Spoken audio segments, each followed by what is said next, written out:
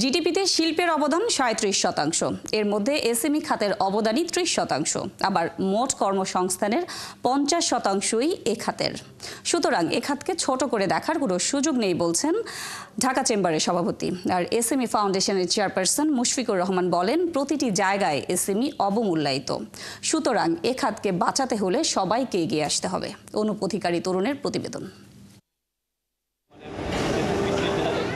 দফায় দফায় গ্যাস বিদ্যুতের মূল্য বৃদ্ধি, ঋণ পেতে জটিলতা, অর্থের অভাব আর সরকারের সুদৃষ্টি না থাকায় ধুকে ধুকে চলছে জিডিপিতে ৩০% অবদান যার সে এসএমই খাত।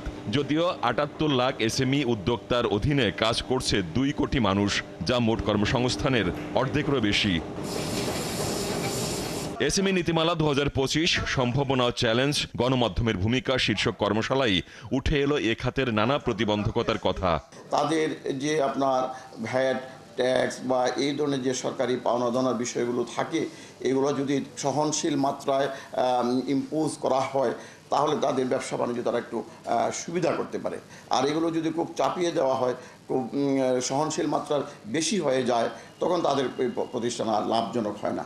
এর ফলে দেখা যায় অনেক প্রতিষ্ঠান উঠে যায়। বিশ্বব্যাপী কর্পোরেট প্রতিষ্ঠান এসএমইকে গিলে খাচ্ছে, সেই বাস্তবতা স্মরণ করিয়ে দিয়ে এসএমই ফাউন্ডেশনের চেয়ারপারসন বললেন, নীতি সহায়তা এবং সবাই মিলে এগিয়ে না এলে এ খাতকে বাঁচানো যাবে না। এটা আন্ডারস্টেটেড, প্রত্যেকটা জায়গায় এসএমইটা আন্ডারস্টেটেড, এবং আমি বলবো যে আমার মনে হয় এইখানে আমাদের সবাই মিলে যদি আমরা একযোগে কাজ করি, আমার মনে হয় এখানে কাজ করার অনেক অনেক বেশি অপরচুনিটিস আছে। ৫ বছরে মাত্র ৮৫০ কোটি টাকা ঋণ বিতরণ করা হয়েছে এসএমই খাতে। তবে এই ঋণ পেতেও একজন ক্ষুদ্র উদ্যোক্তাকে ৩১ প্রকার তথ্য প্রমাণ দিতে হয়, যার সমালোচনা করেন ঢাকা চেম্বারের এই নেতা। সিএমএসএমই যতটুকুই টাকা দিয়েছে, এটার এই ক্রেডিট গ্যারান্টি স্কিমে আন্ডারে যদি আমাদের ক্ষুদ্র বা কুটির শিল্পের কোনো লোন পেতে হয়, ৩১টা ডিফারেন্ট ডকুমেন্টেশন লাগে। এই ৩১টা ডিফারেন্ট ডকুমেন্টেশন যারা তৈরি করেছে, আমি গ্যারান্টি দিয়ে বলতে পারি ওনারাও কিন্তু মুখস্থবিদ্যায় বলতে পারবেন না যে কতগুলো ৩১টা লাগে।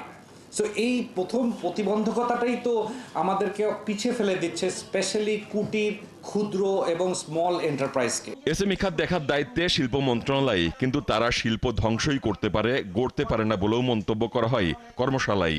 কিন্তু মজার ব্যাপার হচ্ছে, যে গুরুত্বপূর্ণ বলছি, জিডিপিতে কন্ট্রিবিউশন বলছি, এটার কিন্তু কোনো ডেটা নেই। আমরা 25% বলছি, এটা এডিবির একটা ডেটা, তাও আজ থেকে 15 বছর 10 বছর আগে। অনুপ অধিকারী তরুণ, ৭১, ঢাকা।